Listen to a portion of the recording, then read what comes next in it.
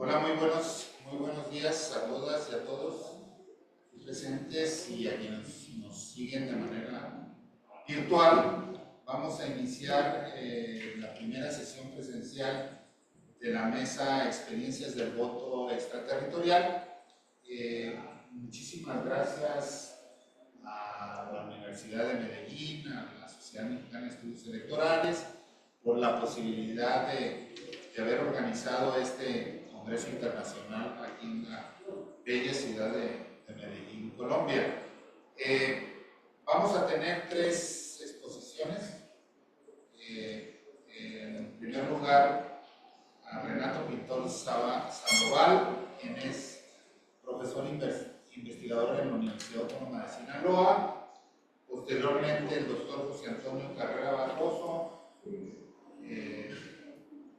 Renato Pintor presenta un trabajo que se llama así, una nueva perspectiva analítica del voto extraterritorial mexicano. En segundo lugar, José Antonio Carrera Barroso, profesor e investigador de la Universidad Autónoma Metropolitana de Iztapalapa, con el trabajo Situación del voto extraterritorial en el mundo en 2025. Y por último, yo con el trabajo Víctor Alejandro Espinosa del Colegio de la Frontera Norte, Sufragio Extraterritorial, elección presidencial de 2024. Entonces, vamos a dar pues 15-20 minutos a los expositores y iniciaría el doctor Renato Pintor Sandoval. Gracias.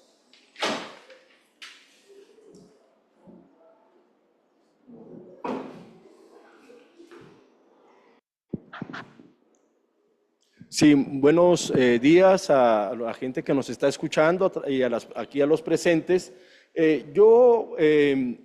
Por estar aquí, la verdad me siento muy halagado por esta ciudad, como bien lo dijo Víctor. Voy a exponer sobre hacia dónde va o qué iniciativas se pudieran hacer en torno al voto mexicano en el exterior. A la que sigue, por favor.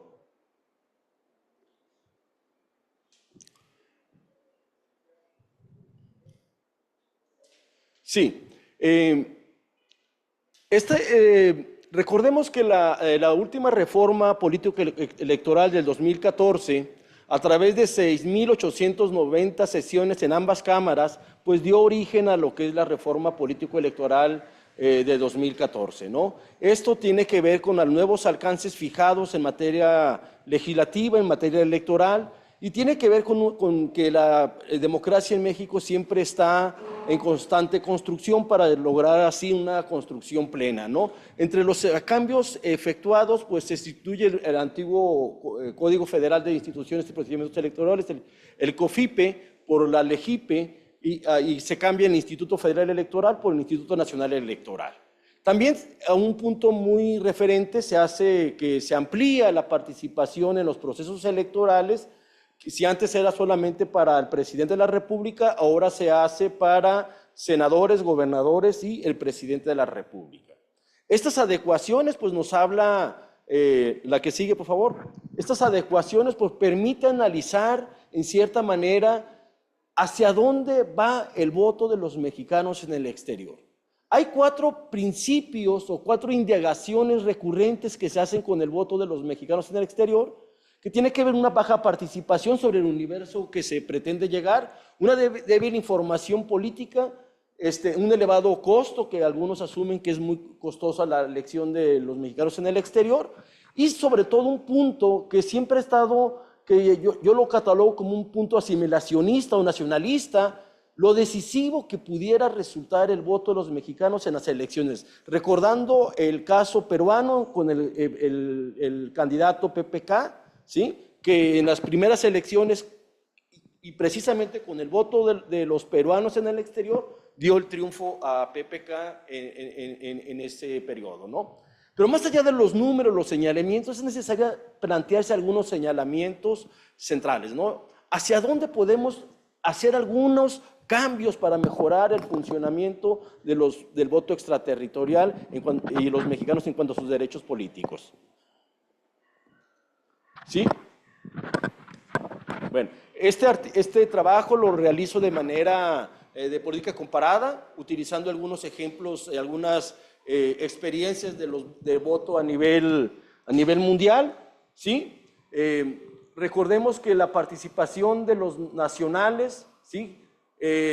La primera idea es que el INE quería recabar 1.8 millones para la elección del 2024.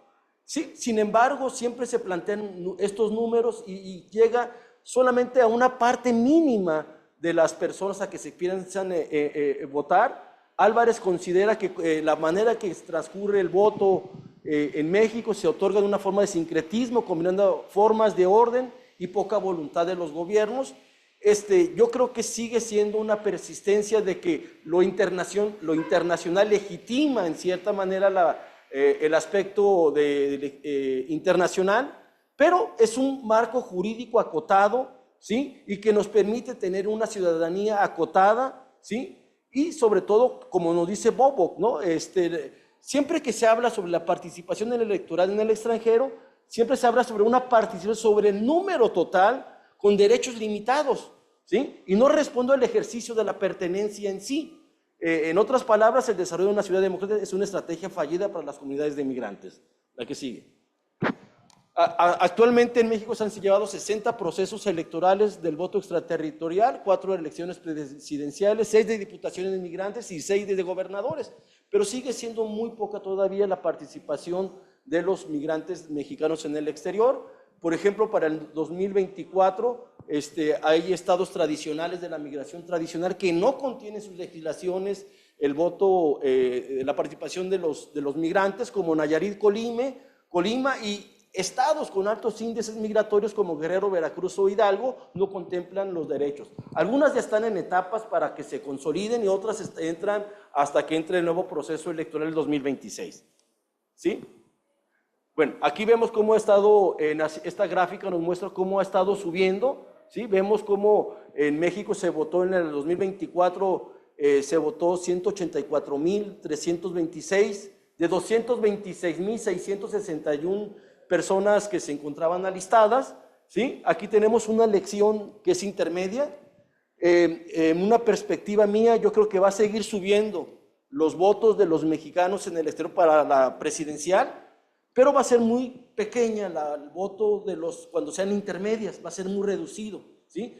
En cierta manera por la poca difusión, la poca campaña que pudieran hacer algunos candidatos en el extranjero. Adelante. ¿Sí? Sassen nos dice que estas elecciones pues, nos lleva a entender que el Estado-Nación funciona como un contenedor de los procesos sociales. ¿Esto qué quiere decir? A pesar de que es internacional, ¿sí? Sigue siendo una política pública de los estados. En cierta manera existe una postura de entre el asimilacionismo y el transnacionalismo. Y sobre todo la postura del asimilacionismo, cuando se estaba discutiendo sobre el voto de los mexicanos en el exterior, Carpizo y Valadez, dos importantes juristas, pues hablaban que existe un temor principalmente, ¿no?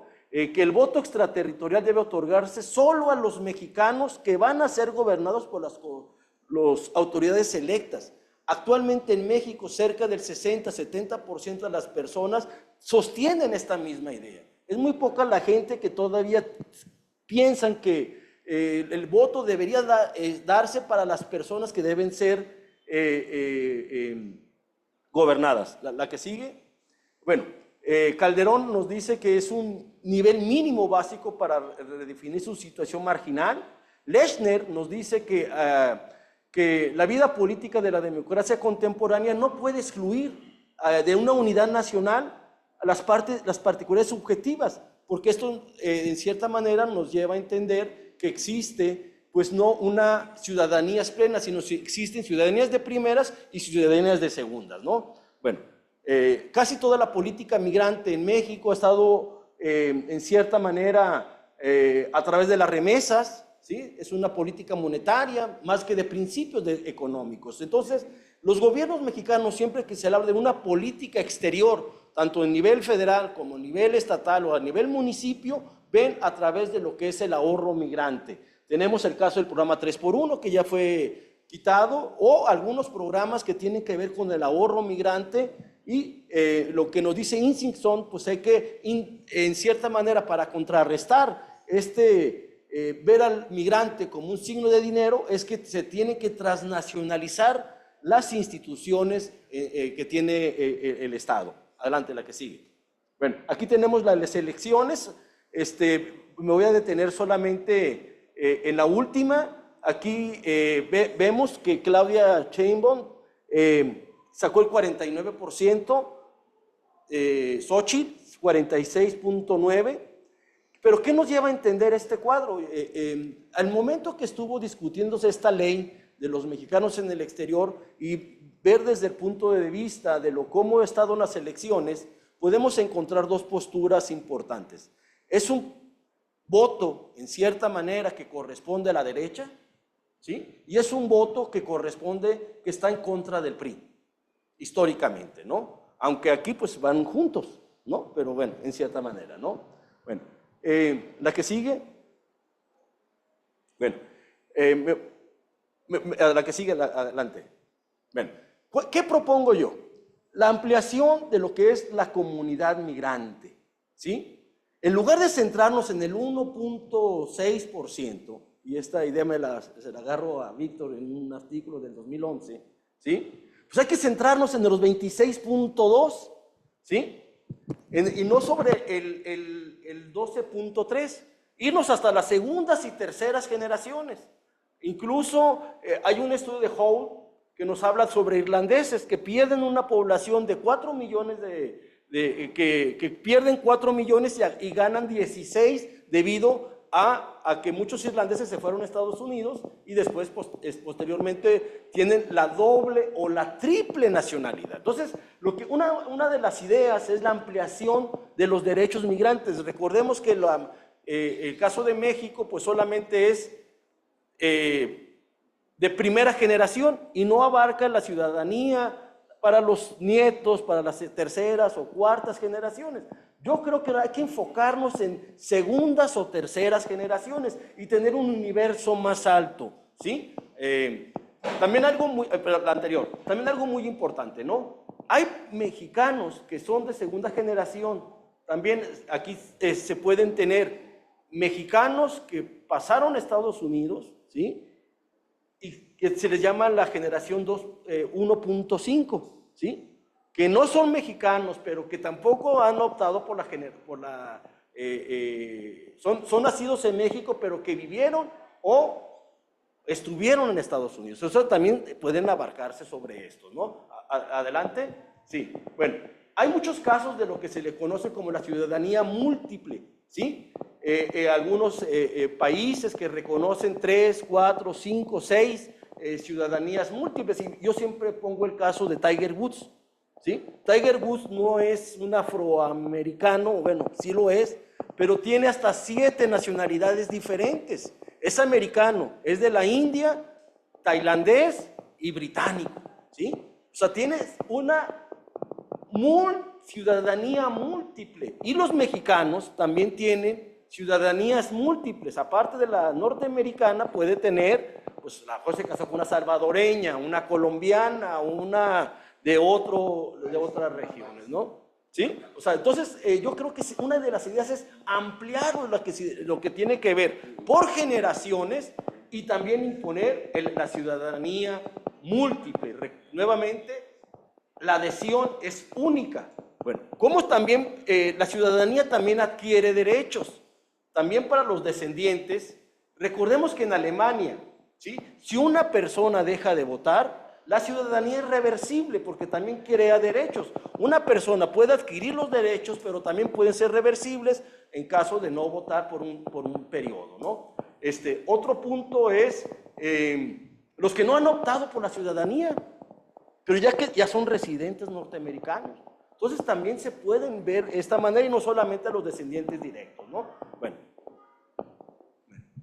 la que sigue, por favor. Bien.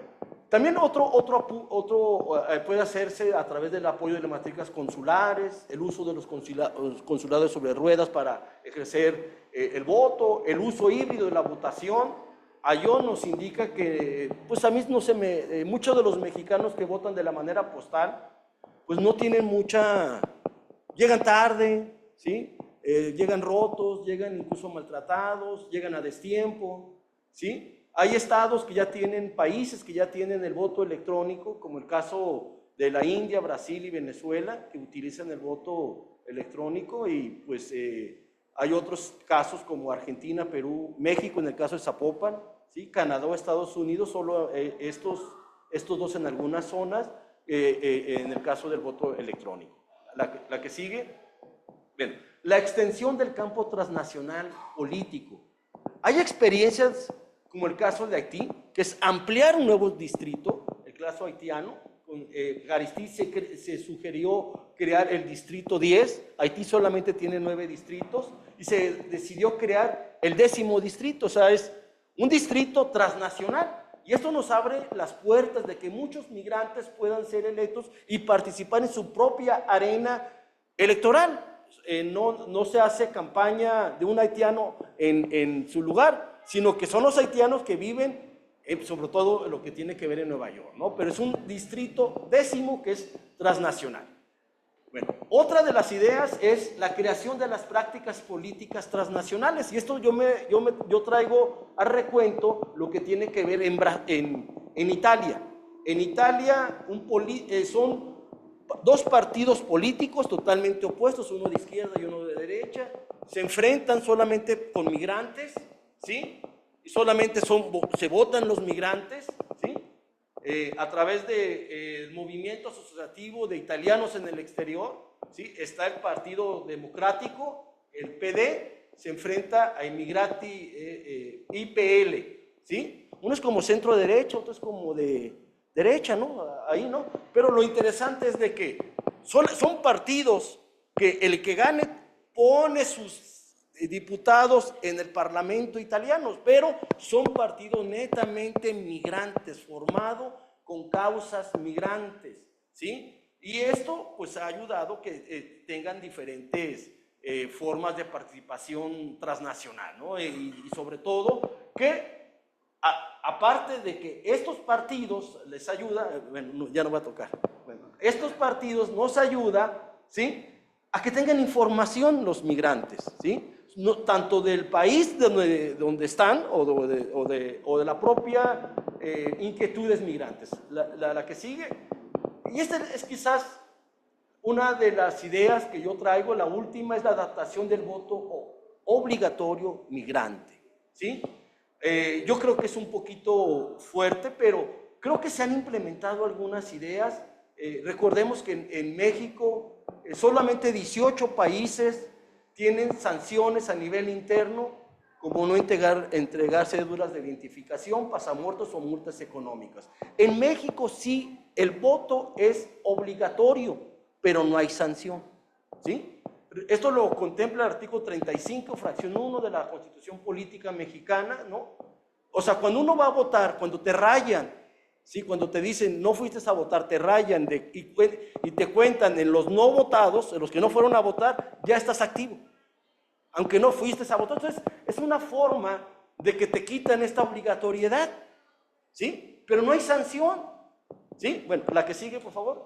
Bueno, solo 6 países incluyen penas al Ministerio de Relaciones con el voto de los migrantes, ¿sí? Bueno, yo voy a ver 3 países muy rápidamente. El caso que más llama la atención es el caso de Perú, ¿sí? El caso peruano, en Perú esto viene desde el 2017, aunque la nueva constitución lo puso en el 2009 y la ley orgánica de movilidad humana en el 2017, ¿no? Esto también en Perú, el voto de los migrantes a través de la obligatoriedad ha ayudado que crezca hasta 164%.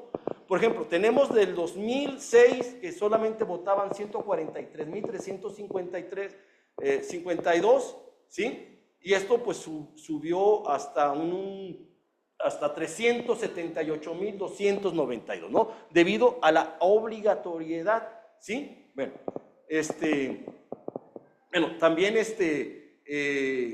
hay algo muy importante. Una cosa es ausente, ¿sí? y otra cosa es residente del elenco político, ¿no? Es el migrante activo, el migrante pasivo, ¿sí? La que sigue, por favor.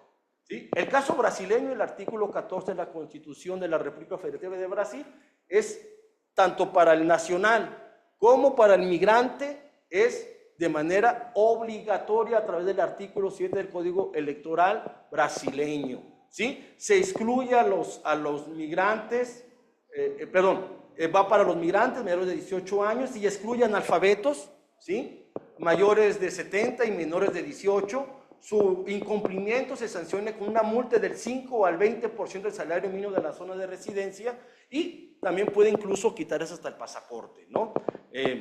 Adelante. Los mecanismos de obligatoriedad son debatibles, sí, pero la idea de los 3 países estudiados, el caso del brasileño y el peruano, también tengo el caso de los ecuatorianos, ¿sí? Esto ha permitido que se aumenten en conjunto hasta un 60%. Esto nos puede ayudar de alguna otra manera, lo significativa que pudiera ser, ¿sí? La acción de que las prácticas políticas, ¿sí? Sigan fortaleciendo en esta manera de las prácticas políticas, ¿sí? La que sigue. ¿Sí? Las conclusiones, yo creo que todavía se habla de una nueva ley política electoral. No sé cómo venga para la ley en cuanto al voto de los mexicanos en el exterior. Yo creo que va a seguir la misma norma, ¿sí? Va a haber más elecciones con el mínimo número de participantes.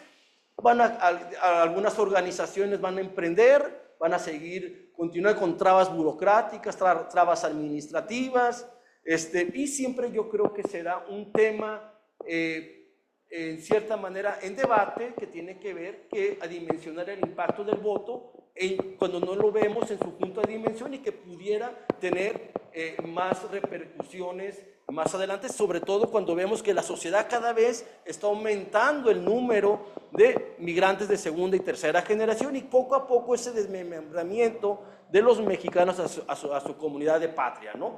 Yo creo que necesitamos que el Estado siga a la manera inversa, ¿sí? Ahora se apoye en las comunidades de segunda y tercera generación para sentir al sujeto poderse involucrar. Bueno, muchas gracias. Muchas gracias, Renato.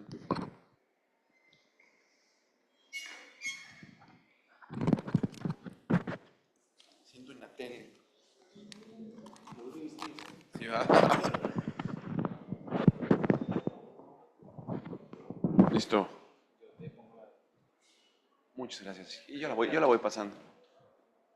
Ah, sí, la pantalla está. Sí.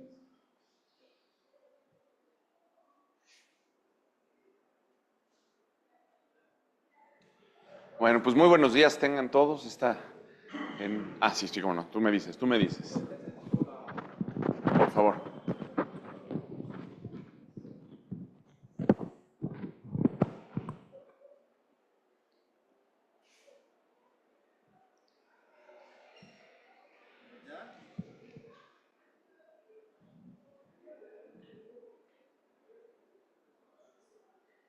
Ya. Yo pensé que ibas a presentar. Bueno, en fin, buenos días. Estas mesas siempre somos pocos pero sinceros en la mesa de voto extraterritorial. Me da mucho gusto compartir esta pequeña reflexión con ustedes, con el doctor Rionda, que ha sido un impulsor en Guanajuato práctico de esto. Renato, no tenía el gusto de conocerte, pero tu investigación se ve bastante amplia, y por supuesto con el doctor Víctor Alejandro, que es con quien ha impulsado el tema desde la academia desde hace pues ya algunos añitos. Entonces, bueno, esta ponencia nace porque, digamos que ahora que no fue... En México cada año es año electoral, pero esta ponencia nace un poco en este vacío que hubo de ciertos procesos, como la elección judicial, en donde no hubo voto extraterritorial. El padrón de la lista nominal fue de una persona y no votó. Y no votó. Una diputada que ganó un JDC porque quiso hacer alguna cosa ahí mediática. Pero entonces dije, pues, ¿de qué vamos a presentar en la SOME? Y lo que hice fue, en mis tiempos libres, meterme a las páginas electorales de todo el mundo, ver la legislación, los resultados. Me alcanzó para hacer una base de datos del elecciones desde 1960 hasta 2025. Ahí está la base, luego se las paso con gusto. Hay que chainearle un poquito, pero ahí está. Y bueno, y lo que dije es, vamos a ver primero cómo votan. Hay, según el Pew Research Center y la OIM, hay algo así como 300 millones de migrantes en el mundo. 300 millones de personas que decidieron por alguna razón irse a vivir fuera de las fronteras nacionales, algunos por cuestiones de trabajo, educación, y otros pues como en Palestina, que los están acorralando Israel y dicen que no pasa nada. Dice Trump que no pasa nada, ¿no? Pero entonces, gente que se va desplazando, y son 300 millones. Hay 3% de la población mundial, podría parecer poquito, pero lo que vemos ahí es personas que no tienen el ejercicio pleno de sus derechos político-electorales. O sea, en conclusión, votar y ser votados. Y entonces yo me pregunté, ¿cómo votan? ¿Cómo le hacen? ¿En qué elecciones votan? ¿Qué tipos de elección? ¿Cómo se registran? Y bueno, es un panorama, es un macroscopio en realidad. Cuando analizamos muchos casos, pues se pierde detalle, pero bueno, pues algunos detalles también ya los traigo en el mapa. Pero esto también lo quiero decir porque, y lo digo cada vez, ahí también saludo a Isaías. Isaías es un estudiante de maestría de UAM que también está viendo democracia y derechos migratorios, derechos humanos como en el tema migratorio, porque bueno, en nuestro país hay una violación importante de derechos humanos para las y los migrantes, pero bueno, es otra historia. Pero sí quiero decir esto, es que ya llevamos 9 años con esta mesa de voto extraterritorial. Antes, en mi primer congreso de la SOME, nos mandaron a la mesa de misceláneos, ahí donde quepa, ahí va. Entonces el doctor Víctor Alejandro pues hizo esta mesa y llevamos ya 9 años, doctor. Entonces, felicidades y gracias por la oportunidad.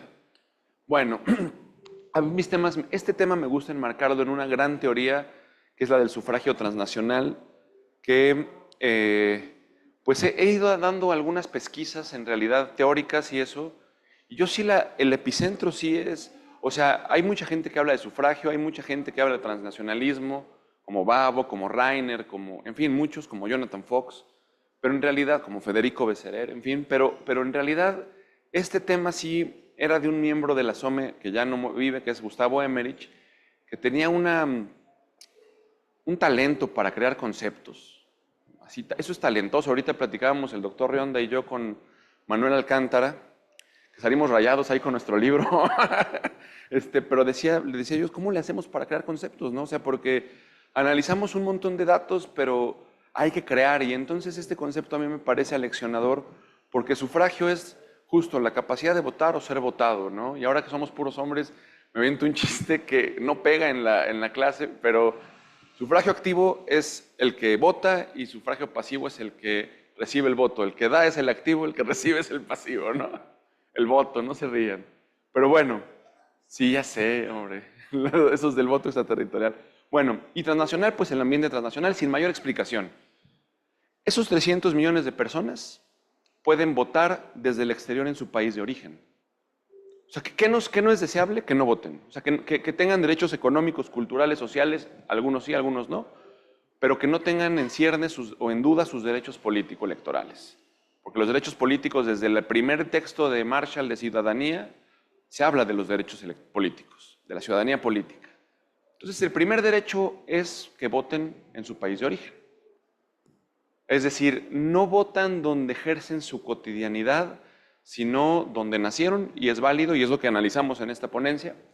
Pero también hay otra cosa que es un tabú, y más en nuestro país, que es el voto de los extranjeros. Que los extranjeros voten, y me dicen, es que desde el himno mexicano viene que no tienen que maciosar a un extraño enemigo. Pues sí, pero el enemigo no es el haitiano que vive en la colonia Santiago Acahualtepec, que es Coca-Cola. O sea, vaya, si el temor es que los extranjeros incidan en las políticas públicas, no lo estamos logrando. O sea, eso es real, ¿no? Van a decidir una elección, bueno, no es que todas las personas en tránsito puedan votar, más bien hay que hacerle reglas correctas, como en Alemania, por ejemplo, como en Portugal, por ejemplo, como en Brasil, por ejemplo, ¿no? El voto de los no ciudadanos. Y también la representación política en los legislativos, A mí me gusta mucho el ejemplo de Croacia, por ejemplo. Croacia, cuando la Yugoslavia se divide en 1990 y más bien sí, la Yugoslavia se divide en el 91 y en el 94 que Croacia se independiza, el Congreso, que tenía 349 escaños, tenía 14 escaños para migrantes. ¿Por qué? Pero aparte, como Croacia, no lo traje el mapa, pero es como una tijera, entonces muchos suben a Letonia, Lituania, Estonia, se van a Bielorrusia, Ucrania, y otros se van a Italia, a Malta, etcétera. Entonces se hace 14 escaños y conforme va regresando la migración, cada 2 años se determina cuántos escaños va a haber migrantes. Eso está padre, y ahora que está la reforma en México podemos...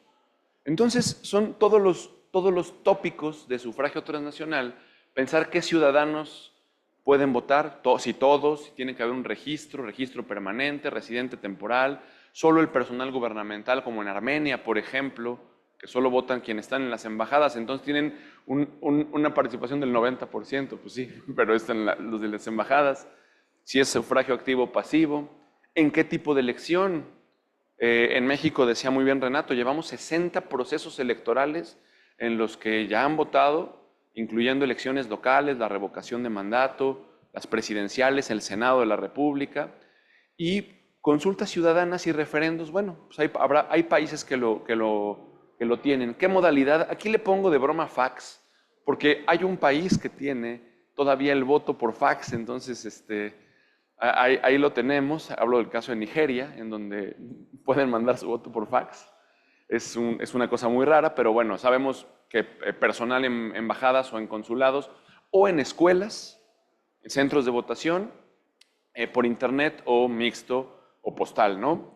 Y bueno, si el registro es personal, si es en las embajadas, en esos países donde se mezclan el ejecutivo y lo electoral, o si es a través de internet, en fin, todo. Y esta variable a mí me interesa mucho, me ha interesado mucho la última, desde hace como 4 años, porque cuando Claudia Zavala tomó la comisión de voto, es que justamente mi libro, que ahí está, que es mi tesis doctoral, una de las hipótesis es cuando se aplica la misma fórmula se obtiene el mismo resultado, y el INE, al menos desde 2014, aplicó la misma fórmula y entonces pues, los mismos resultados. Obviamente a mayor registro, mayor votación, pero aunque menor participación.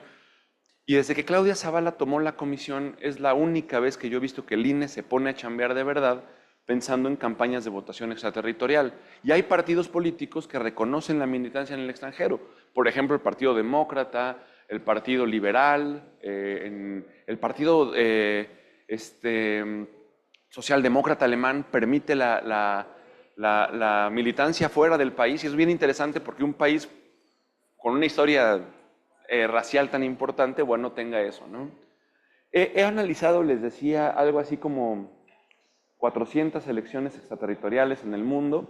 En realidad, todas se concentran aquí, porque ese argumento de Carpizo y Valadez, que muy bien decía Renato hace rato, en donde se tenía miedo de que fueran a decidir una elección, en realidad ha pasado en contadas ocasiones, y yo las pondría entre paréntesis, porque es difícil verlo. Pero, por ejemplo, este caso es bien interesante.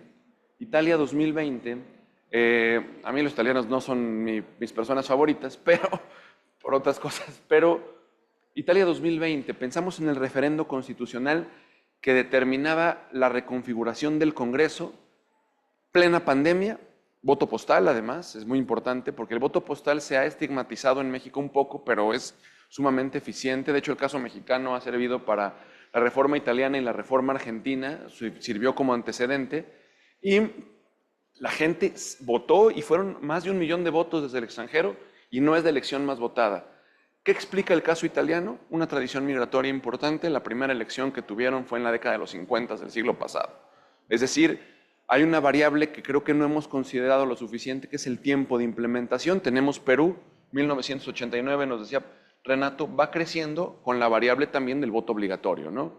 Entonces, bueno, otras elecciones, esto ya está haciéndole un zoom todavía más a esa partecita de allá porque no se alcanza a ver, y vemos que hay este tipo de elecciones: España 2008, Colombia 18, la primera y la segunda vuelta, que es importante también, y Sudáfrica 1994, que muchos me dicen, ¿por qué le hace zoom hasta acá? Porque aquí el arrastre de un candidato sumamente carismático como Nelson Mandela provocó que votaran desde el exterior muchísimas personas en proporción, por supuesto, con su población.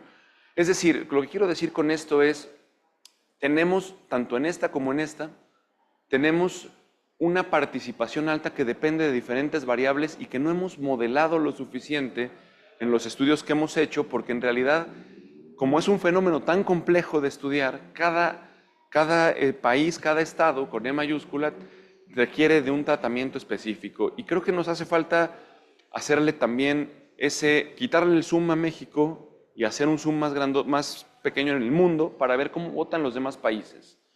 En el mundo, pues tenemos justamente 152 estados, países, territorios autónomos que tienen voto en el extranjero, 58 no, que justamente lo que nos dice esto es cómo paulatinamente, pero sobre todo en los últimos años, ahorita vamos a ver la línea de tiempo, cómo se ha ido de manera inercial aprobando el voto de aquellos que antaño se veían como traidores.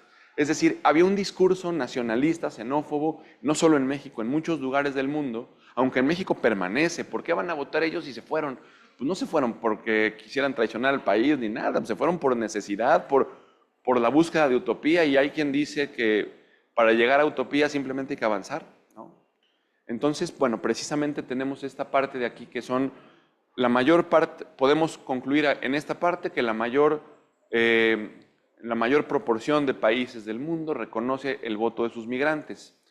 Ese es el mapita actual, pero además aquí me interesó hacerlo por décadas. Y vemos, si buscamos, por ejemplo, el primer caso que tengo es en la década de los 20, que es Islandia. Ahí es un dato, como dato curioso para los que estudiamos el voto de los residentes en el extranjero. No nos va a servir para ligar a una chica en algún antro en Colombia. No ayuda el dato decirle, oye, ¿sabías que Islandia es el primer país que aceptó el voto? No ayuda. O bueno, ya Isaías nos dirá si le ayudó o no le ayudó. Pero dejaban votar a los que iban a pescar. Y entonces, cuando iban a pescar, como si iban meses a pescar, no sé qué pez allá, dejaban sus votos en un sobrecito y se iban un mes a pescar y llegaban. Ese es como el dato curioso, ¿no? Después vemos que pues de los 50 tenemos esta parte de acá, que es Filipinas, y bueno, ya a los 60 empezamos a ver que ya América Latina empieza a despertar con Brasil, en los 70 también algunos otros países, pero si se fijan bien, el mapa está fundamentalmente pintado de rojo, morado y un poquito de azul clarito, que son todos los países que después del año 2000 se empezaron a sumar. De hecho, si lo vemos así, podemos ver que aquí hay pequeños esfuercitos de países, y después viene el boom. 1923 es el primer país. Alguna persona me dijo una vez, bueno, el voto extraterritorial viene desde los romanos. No era la democracia que estamos viviendo, tampoco. Si no ligas con el de Nueva Zelanda, el de Islandia, menos con el de los romanos. Pero si vemos aquí, está concentrado todo esto en estas 2 décadas. Es decir, es un derecho del nuevo milenio. Aquí hay otra forma de verlo, de visualizarlo. Esto fue un experimento que hice con R, que ando ahí medio trabajando con esto. Y bueno, es importante mencionar también, ya me apuro, Doc, que las modalidades de votación tienen que ver fundamentalmente con lo presencial. Es decir, la mayoría de los países reconocen el voto presencial. Esto no va a sumar 158, porque hay países como México que tienen las 3 modalidades. De hecho, somos uno de los pocos países que tienen las 3 modalidades. ¿Cuál es el problema de México? Que las avientan o sea, ahí van las 3, ¿no? No, el trabajo que tiene que hacerse es ver, por ejemplo, pensemos en Cuba. Los mexicanos que viven en Cuba no van a poder votar por internet porque no hay acceso libre a internet por el bloqueo, no por otra cosa, por el bloqueo. Entonces, claro, pues pensemos en un voto presencial o pensemos en un voto igual en China, no por internet. En España, por ejemplo, que hay una alta migración mexicana, bueno, pensemos entonces en darle mayor peso al internet. No hemos explorado los centros de votación, no hemos explorado hacerlo en escuelas. En las embajadas hubo un caos. Abel hizo una investigación súper buena de eso, de cómo 10,000 personas se formaron en una embajada y el INE no lo planeó, y bueno, eso como secreto que se queda en el internet. Yo en ese tiempo era asesor del INE y le dije al menos a un par de consejeros, les dije, a ver, no podemos pensar en solamente 1000 boletas extra para los de tránsito. Estamos pensando en Dallas, en Los Ángeles, en Nueva York, en Chicago. 1000 boletas extra además de los que se registren, pues, ¿y qué pasó? Pasó lo que dijimos que iba a pasar. 10,000 personas formadas que fueron a querer votar y no votaron, ¿no? Pero y a pesar de eso, lo que les digo es, yo reconozco, sobre todo desde 2021, que Claudia Zavala agarró la comisión, que hemos avanzado mucho más que desde 2005 a 2020. Entonces son los tipos de elección que tenemos también, es decir, regularmente pues hay mucho mayor, esto no le enseñé a mis estudiantes de estadística, estas gráficas, son las hicimos en R, perdón, no les di R a ellos, pero como hay muchos, la mayoría de países que aceptan, que reconocen el voto son parlamentos, bueno, es voto legislativo, tenemos presidenciales, pero si vemos aquí, son bien poquitas las subnacionales y también hay que pensar en esa parte. Quien migra, sí es mexicano, pero es guanajuatense y además es de León, Guanajuato, entonces pensar también en ese tipo de incidencia. O sea, más bien lo que se ha pensado es en el mundo, segunda conclusión quizás, se ha pensado en una generalidad de cumplimiento de derechos, más no en la verdadera expansión de los derechos. Y bueno, ahí me quedo, ahí lo dejo, les agradezco mucho y bueno, ahí están mis redes y gracias por escucharme.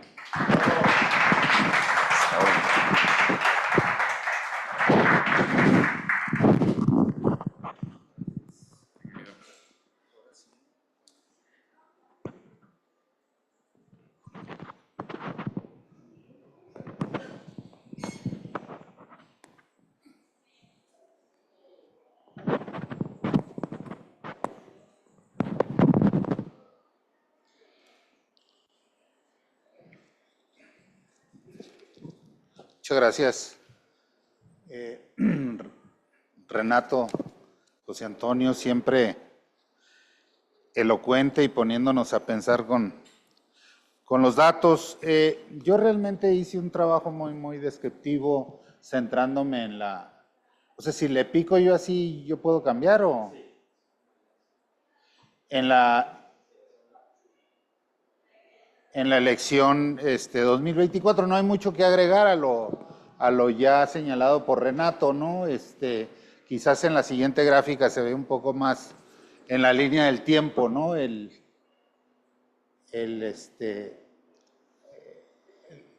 Lo que se ha hecho en términos de normatividad y que ha empujado de alguna manera el voto de los mexicanos, ¿no?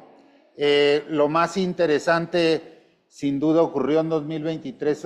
Ustedes saben, una reforma constitucional en 96 permitió el voto fuera del distrito y eso abrió la puerta al voto.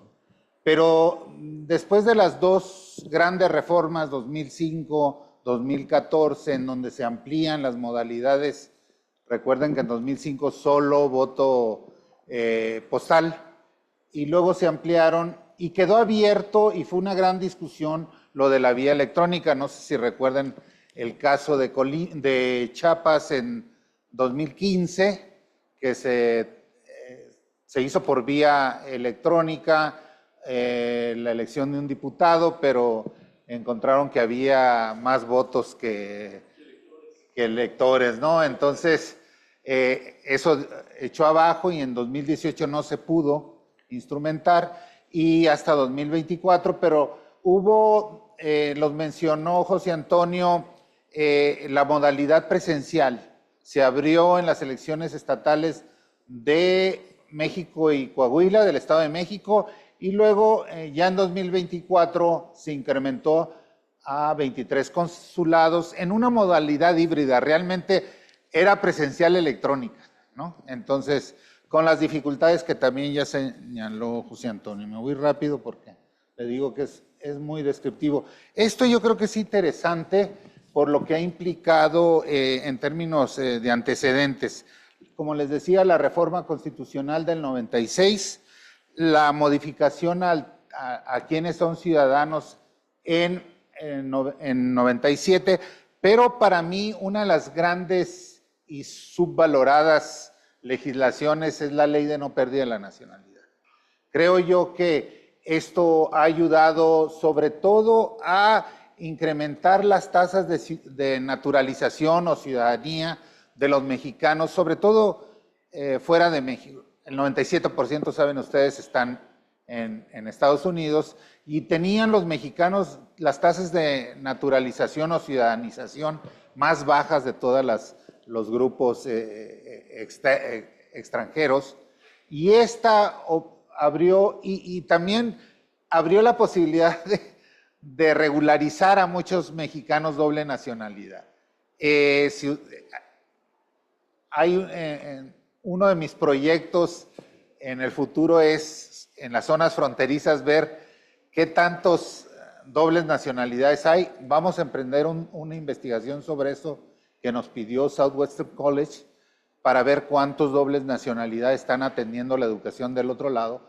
Pero lo que se hacía para no perder la ciudadanía mexicana era registrar a los hijos apócrifamente.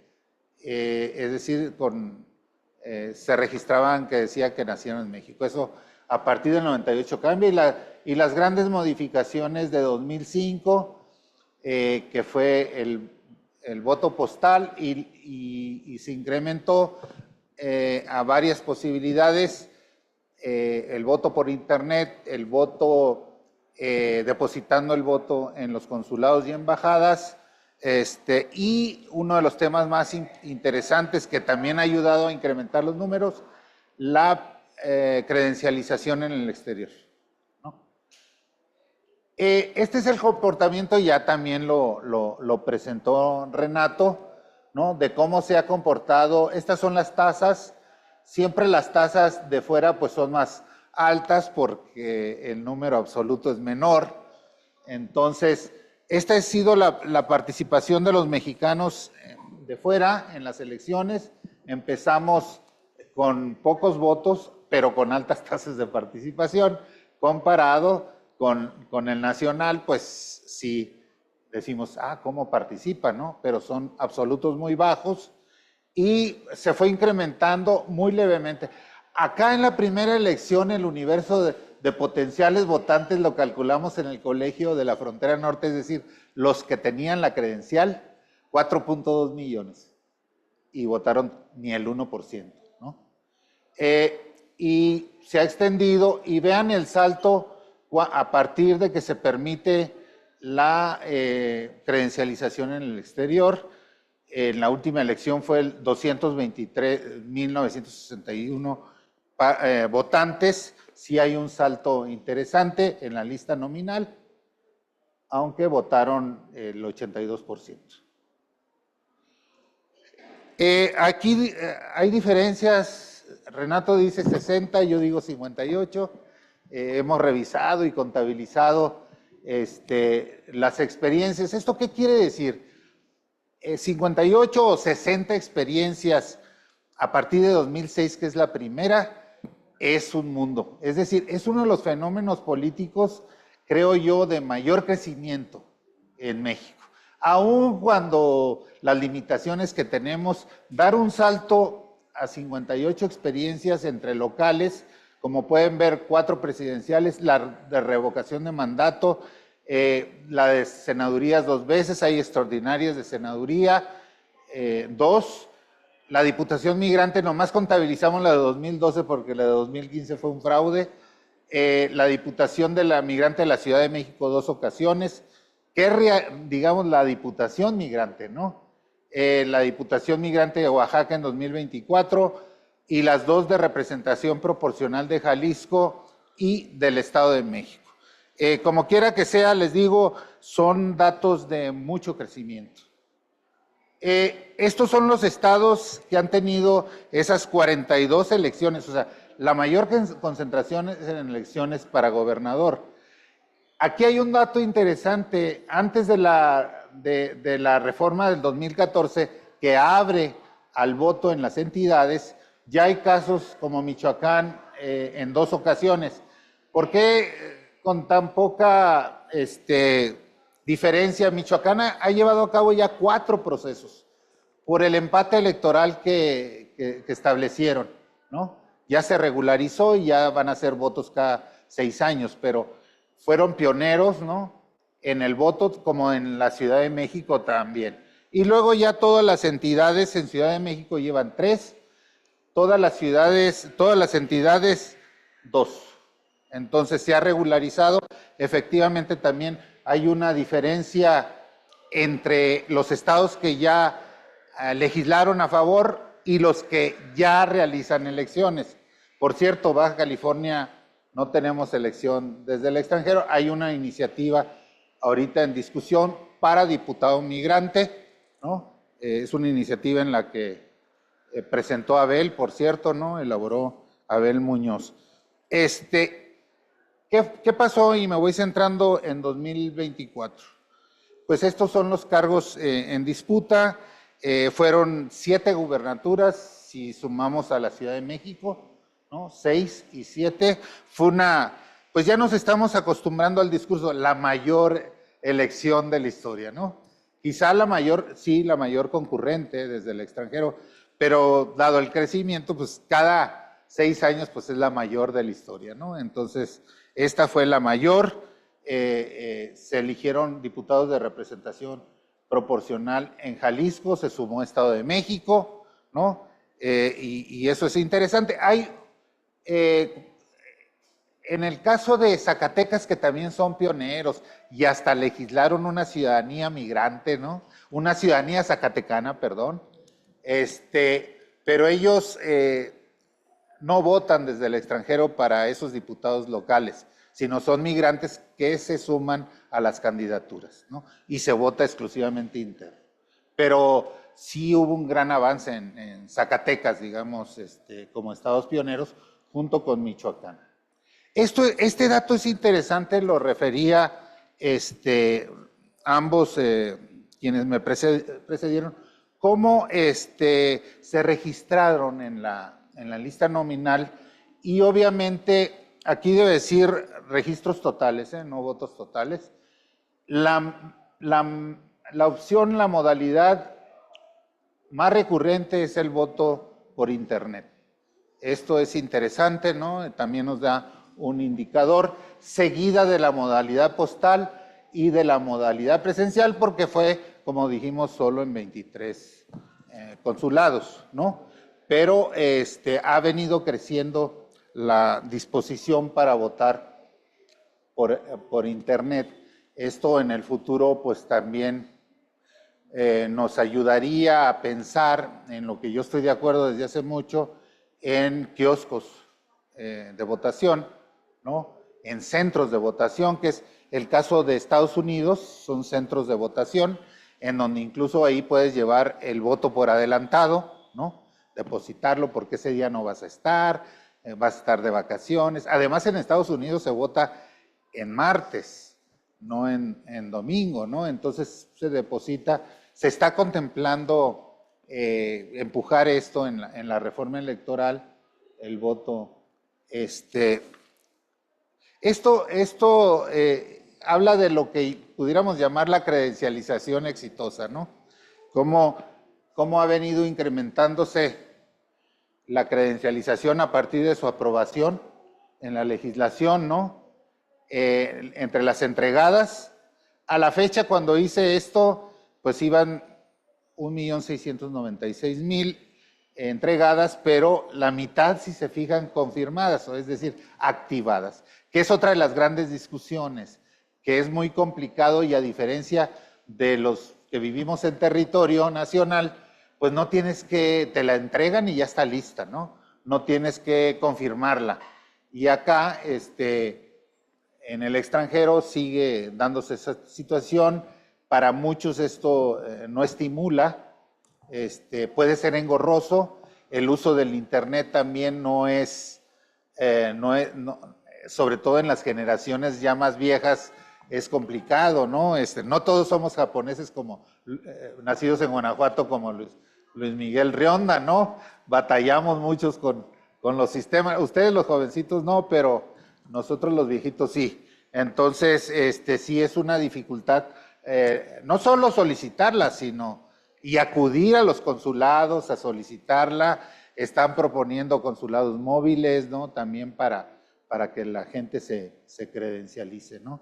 Estos son los resultados de la elección, ¿no? Tengo todas las series, les recomiendo mi libro del 2021, que es una síntesis hasta el 2019 de todos los procesos electorales. Luego hicimos 2021, está por salir el libro, ¿no? Ya está en imprenta. Hicimos hasta el 21, en 22 no hubo, faltaría 23 y 24 de todas las entidades, de todo lo que pasó en el voto. Pero este libro de 2021, 2020-21, lo publica el Colegio de San Luis, ya está en imprenta, en unos días sale, ahí muchos participaron, ¿no? Como José Antonio, y es un libro muy interesante porque es lo que yo hice solo, ahora ya lo hicieron colectivamente y más rico, ¿no? Entonces, y se trataba, ahí sí, una de lo que se pidió fue preferencias electorales, que casi no se está midiendo, ¿no? O sea, tenemos estos números, pero yo he trabajado en lo que llamo yo una tipología de la participación, ¿no? ¿Qué tipo de participación? Para ver la hipótesis de qué tipo de voto es, no solo a nivel nacional, sino a local. Entonces, estos son los datos interesantes de 2024. Como ustedes saben, hubo tres candidatos y me llama mucho la atención porque es una elección sumamente competida en el exterior, a diferencia de lo que pasó a nivel interior. Si aplicamos el indicador de margen de victoria, es el margen de victoria más bajo que se ha registrado, es 2.71 entre la ganadora Claudia Sheinbaum y Xóchitl Gálvez. O sea, es muy cerrado. Fíjense ustedes, en 2018, que es una cosa extraordinaria, el margen de victoria a favor de AMLO fue del 38%, en donde ganó prácticamente todo. En México creo que solo Nuevo León perdió, hasta Guanajuato ganó AMLO, ¿no? Lo cual es muy significativo. En 2012 fue 3.17. Fíjense ustedes, en las tres elecciones, en las dos elecciones anteriores, 2006 y 2012, ganaron los candidatos panistas en el exterior, Felipe Calderón y Josefina Vázquez Mota.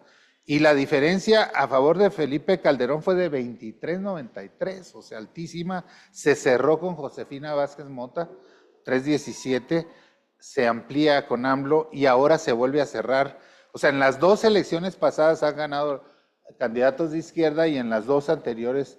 De tal manera que esto también desmitifica un poco que siempre el voto de los mexicanos en el extranjero se comporta tal, que fue el prurito para detener tantos años el voto, porque el PRI decía, si permitimos el voto en una elección competida nos van a ganar, porque va a ser un voto opositor, y no ha sido así tampoco, que sea un voto típico.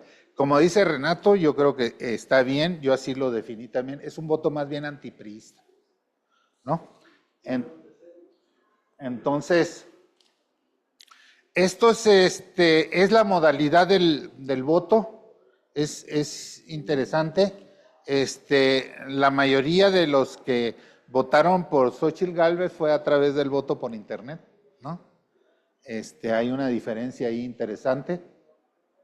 Aunque en las otras modalidades más tradicionales, digamos, triunfó Claudia Sheinbaum. También son como indicadores de pistas para investigar, ¿no? ¿Por qué serían más jóvenes aquí? No sabemos bien a bien, ¿no? Y esto es lo que sucedió en los 23 consulados. Estos son los resultados. Fíjense ustedes, aparte del problema que se generó, que muchos turistas lo tomaron como casillas especiales.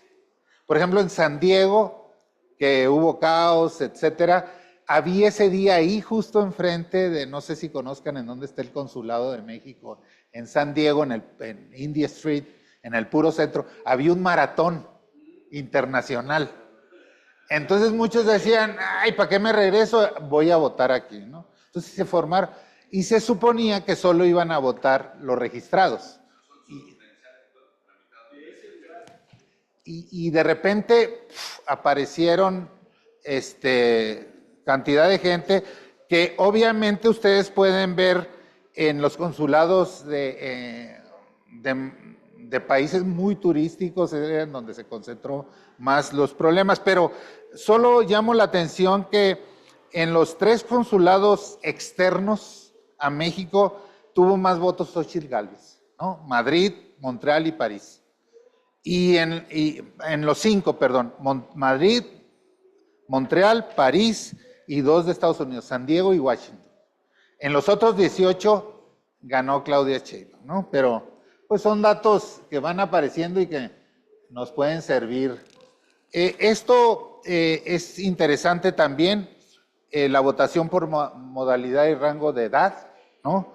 Los jóvenes son los quienes menos votan, eso ya lo hemos venido refiriendo también en México, ¿no? Entre 18 y 29 años es en donde se concentra la más baja participación, 14.66 de los jóvenes votaron, ¿no? Es bajísimo, 27.034 personas jóvenes. Y de los 30 a los 54 es el rango de mayor concentración con el 60% del voto, ¿no? 112,000. O sea, está muy como diferenciado. Parece ser que los adultos como nosotros, adultos en plenitud, votamos más que los jovenzuelos, ¿no? Pero eso está sucediendo en México también en elecciones interiores, ¿no?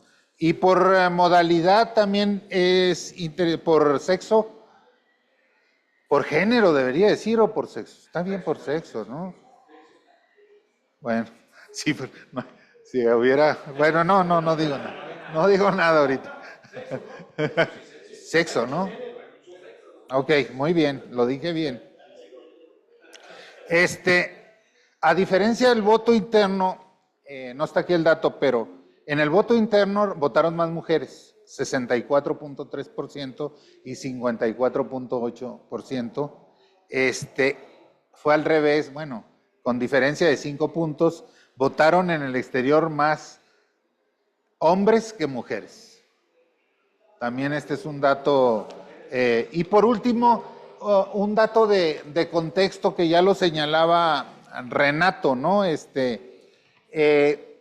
Y que no hay que olvidar y que hay que pensar qué va a suceder en el 2027. El contexto, créanme, de la actual presidencia imperial de Donald Trump sí está generando cambios en algunos patrones, incluso de las remesas, ¿no? En términos de acudir a centros públicos de los migrantes y no autorizados, o lo que se llamaba indocumentados. Los mexicanos somos mayoría. Miren ustedes, de todos los no autorizados en Estados Unidos, que son 13 millones,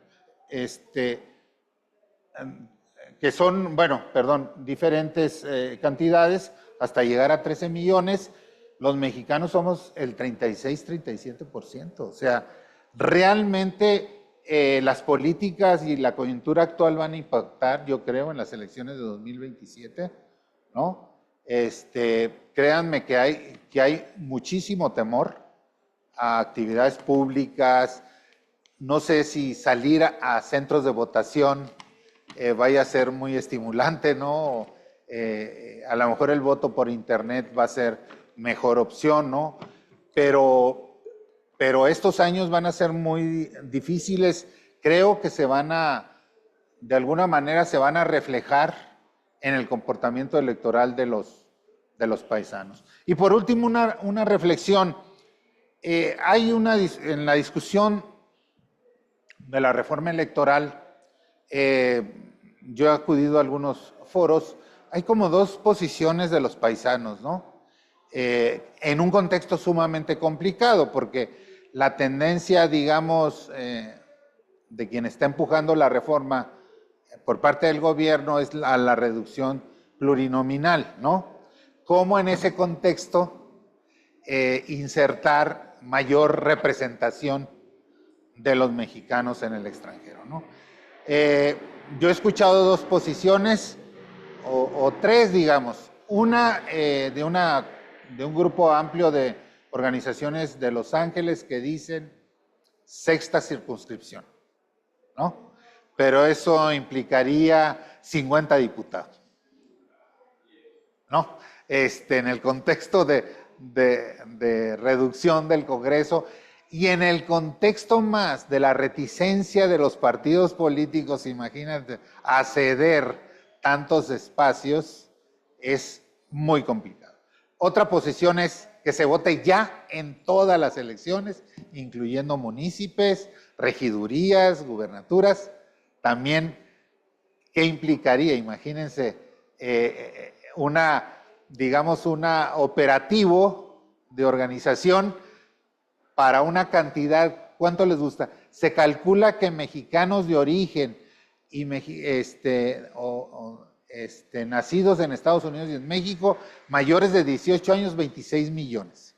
O sea, y cuando tú haces una estrategia desde el INE, tienes que pensar en todos, o sea, no puedes decir, bueno, voy a hacer una estrategia para 2 millones, ¿no? Entonces, lo que implicaría, en un contexto como el de Donald Trump, que diría, ahí vienen 30,000 funcionarios mexicanos electorales, es una invasión, ¿no? Se está discutiendo lo de las campañas, quedó abierto lo de las campañas, la propuesta de la reforma oficial viene campañas en el exterior, pero con un candado, si lo decide el INE, ¿no? O sea, se valorará por parte del INE. Es complicado el tema de las campañas, otra vez en un contexto como el que tenemos, ¿no? Bueno, la última posición es el Estado 33, no sé si han oído de esto, ¿no? Que es sumar como si fuera una entidad más,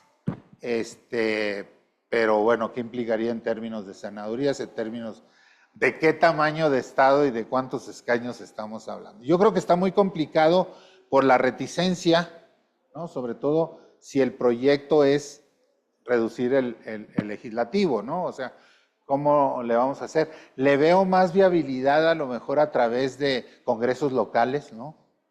La inclusión de diputados migrantes, que ahí va avanzando. Guerrero ya lo tiene legislado, pero no lo instrumentó, ¿no? Ciudad de México, y los otros son de representación proporcional.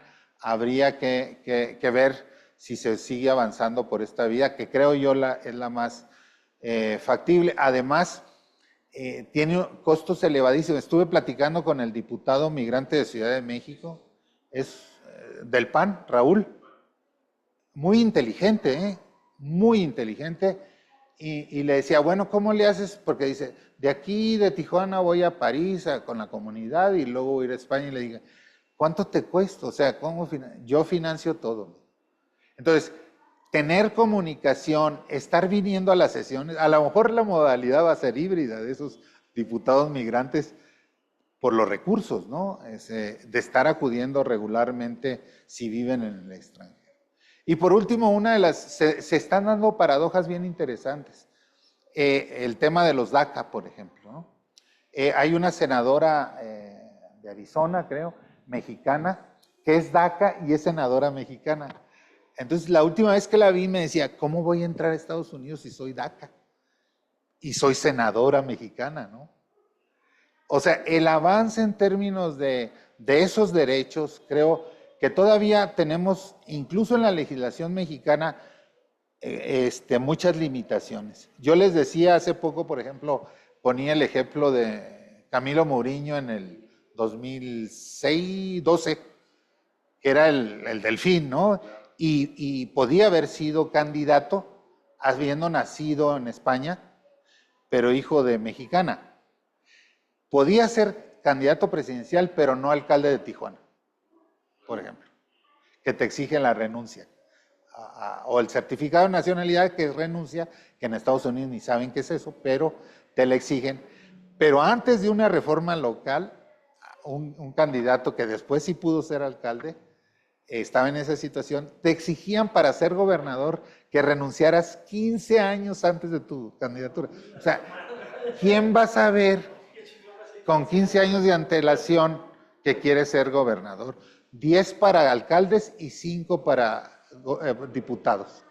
O sea, y el que fue que le negaron la alcaldía, la candidatura del PRI, tenía 5 años que había renunciado, le faltaban 5 años. Se reformó la ley, ahora nada más dice que haya renunciado, pero sigue siendo limitante. Como sigue siendo limitante que no puedes ser consejero electoral, aunque seas mexicano por nacimiento, pero si tienes otra nacionalidad. Creo yo que esas cosas de los derechos políticos de los mexicanos, que tienen que ver con el extranjero, tenemos que seguir empujando adentro también, ¿no? Para avanzar en el, como el caso del reconocimiento de elecciones para la participación de los extranjeros. Hay países que con green card, siendo no ciudadano, pero viviendo legalmente, puedes votar en elecciones locales, ¿no? Y en México no lo permitimos, ni en Estados Unidos. Tú para votar tienes que ser ciudadano norteamericano. Por eso yo digo que, y con esto concluyo, los más vulnerables y en donde debemos de focalizar también son los no autorizados y los green card, porque aunque tengan situación legal en Estados Unidos, no votan ni aquí ni allá.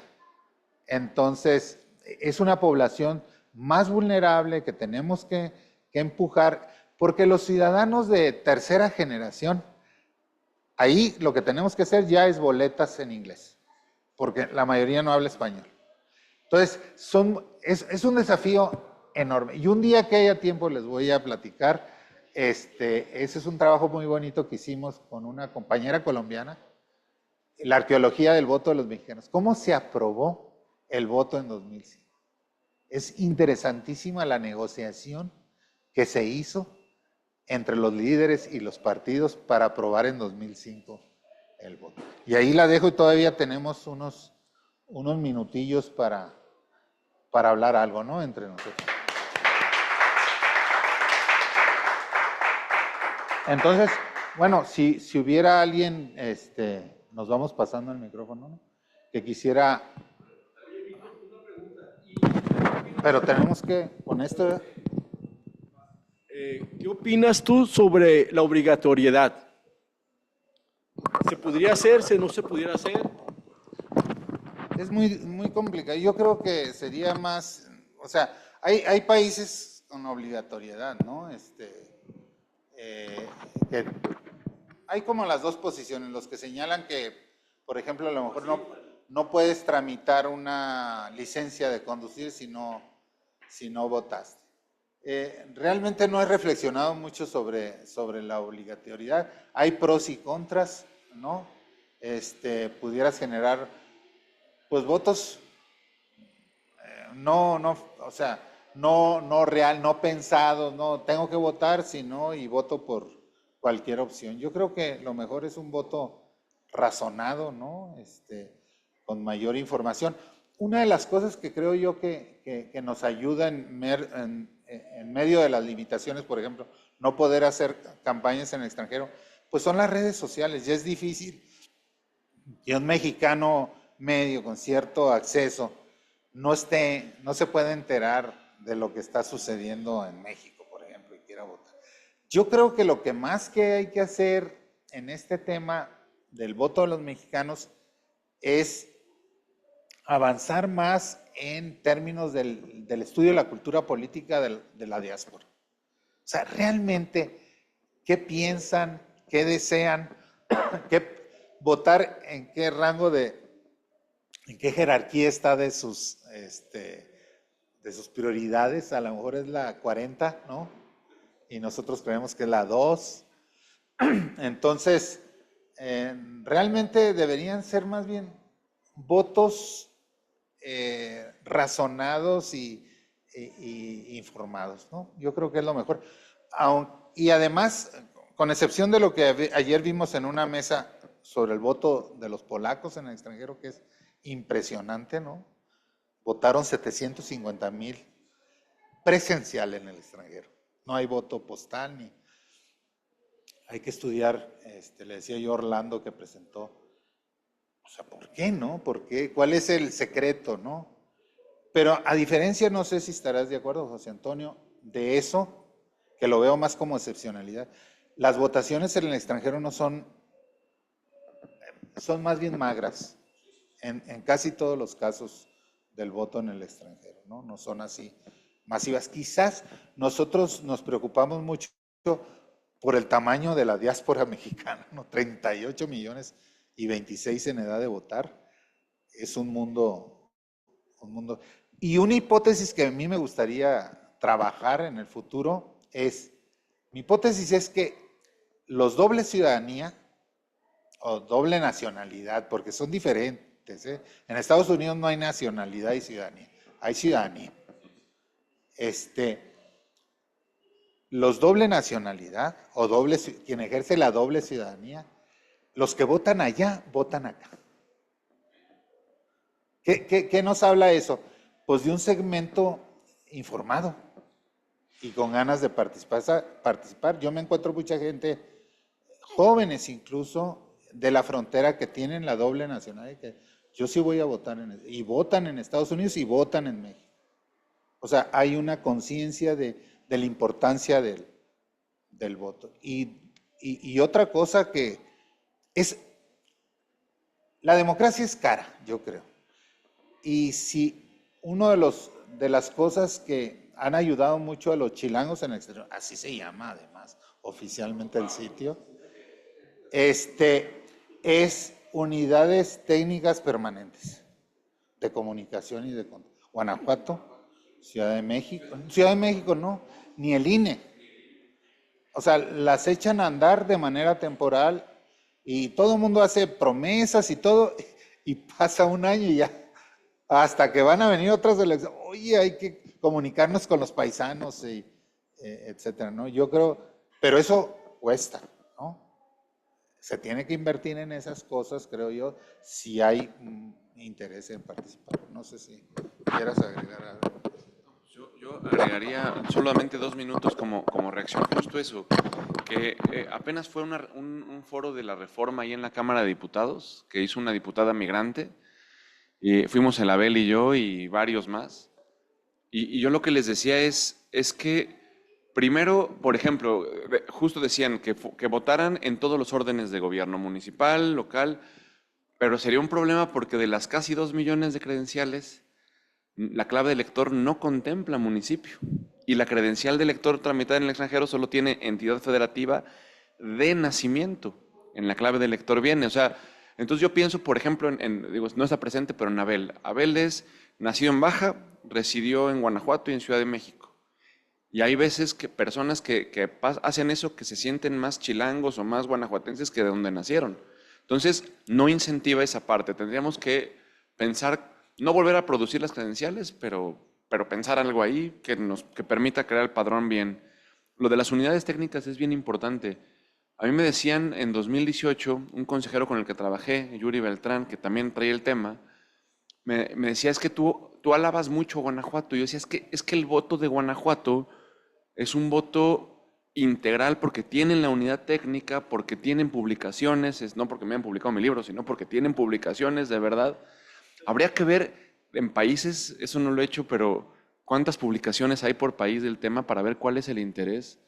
Pero justo es eso, o sea, para mí el voto de Guanajuato en 2018 valió más porque fue un esfuerzo institucional de 2 años antes, ¿no, doctor? Entonces, y el problema de las instituciones electorales es que al menos muchos problemas tienen, muchos problemas, pero en el tema de voto en el extranjero es que depende si en la herradura de la democracia tiene sentado un consejero que le interesa el tema. Si le interesa, va a impulsar que la unidad de vinculación se vincule con el extranjero, va a impulsar ahí vinculación con partidos políticos y candidaturas. Pero si de repente ese consejero cumple sus 7 años y se sale y llega alguien que no le interesa, saludos a la Ciudad de México, pues vemos que se apaga el tema. Se apaga el tema. Y hasta que llegue alguien interesado, entonces no está institucionalizado. Pero bueno, es mi reflexión. Fíjate que hablando del... No No sé si alguien más quiera decir algo. Tenemos todavía 10 minutos, ¿no? Hablando de este foro y de otros foros, yo también asistí el segundo día al foro de la Cámara de Diputados. Es que normalmente lo que escuchas son, pues obvio, la naturaleza, discursos políticos, ¿no? Queda bien, ¿no? Entonces, ese planteamiento lo escuchaba. Es que ya es el momento que se voten todos los cargos. Y tú dices, a ver, si cuando fue en 2005 la reforma, 9 meses antes de la elección, se aprobó, y le dicen al IFE entonces, ahí te va la papa caliente y dices, ¿y ahora qué hago? ¿No? O sea, ¿qué hago? Por eso crean la comisión y dicen modalidad postal y los que tengan credencial, no podemos, ¿qué más podemos hacer? Tú no le puedes decir a un órgano electoral, en el 27 que voten todos los cargos. O sea, ¿de dónde? O sea, ¿cómo? Yo estoy de acuerdo en que hemos ido avanzando paulatinamente y con pasos firmes, del 2005 para acá. Porque fíjense ustedes, en la discusión del 2005, de la aprobación, había dos posiciones, el todo o nada o paulatino. Entonces, se estuvo a un tris de decir, si no se aprueba todo el voto, que no se legisle. Entonces, algunos liderazgos como Raúl Ros Pineda y estos líderes históricos dijeron, a ver, no, o sea, no vamos a tirar todo el esfuerzo, vámonos yendo y que se apruebe así.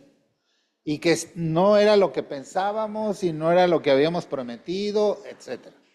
Pero me parece que políticamente es lo conducente, ¿no? No te puedes ir al todo o nada. Entonces, fue muy, muy importante esta posición de muchos de los liderazgos más ecuánimes, ¿no? Y me da la impresión de que, por ejemplo, la diputada esta migrante, ¿no? Sí, porque pues eso da reflectores y fotos y estamos a favor y si hay limitaciones, nosotros sí lo propusimos. Entonces sí es, yo creo que ahí es la labor de la academia, ¿no? De decir, a ver, esto implica esto que está señalando, ¿no? A ver, no se olviden del contexto actual. A ver, tienen recursos, esto va a costar. ¿Se acuerdan en campaña, 2005, pues, antes del 2000, uno de los temas de campaña de Vicente Fox fue el voto, ¿no? De los mexicanos.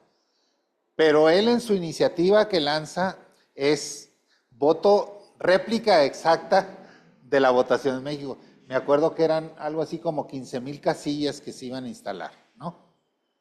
En ese momento se decía, bueno, imagínense en Estados Unidos viendo llegar partidos políticos y representantes, una invasión, ¿no? Estos mexicanitos ya nos vienen a invadir. Entonces, era muy, muy complicado la réplica exacta, ¿no? Pero ahí hemos avanzado. Yo creo que esto de los 23 consulados es importante. Hay que ver qué falló. Por ejemplo, no tanto falló José Antonio, creo yo, por los números. Porque si eran más, 1,000 boletas más, por si esto pasaba, más 750, etcétera, pero en la mayoría no pasaron de 1,000 votos. ¿Por qué? Lo que pasa es que era lentísimo el sistema. O sea, ¿qué tienes que hacer? Pues en vez de una computadora, 5, ¿no? Como hacen en los centros de votación de Estados Unidos. Tú llegas y te dicen, ¿qué modalidad? No, pues ya traigo mi voto, vale. Lo voy a votar electrónicamente. A ver, firma. Pero hay 5 mamparas con 5 computadoras, ¿no? Entonces, no es una. Te puedes tardar media hora, 1 hora. Pero acá, pues eran horas y no se avanzaba. Fue lo que nos pasó hace años con las casillas especiales, con las laptops que empezaron a fallar. Y era un broncón, ¿no? Y las filas. Yo estaba en Mexicali, era consejero y me tocó votar en Mexicali a 50 grados centígrados, ¿no? pues era terrible, ¿no? Y fueron 4 horas de espera para poder votar, ¿no? Imagínate, entonces no funcionaba el sistema. Entonces, hay cosas que se pueden mejorar significativamente, ¿no? Es decir, estos pasos que se pueden... Claro, yo creo que la gran discusión va a ser la representación política, ¿no? ¿Qué hacemos? ¿Más representantes, más diputados en el Congreso Federal o no? ¿Y cómo?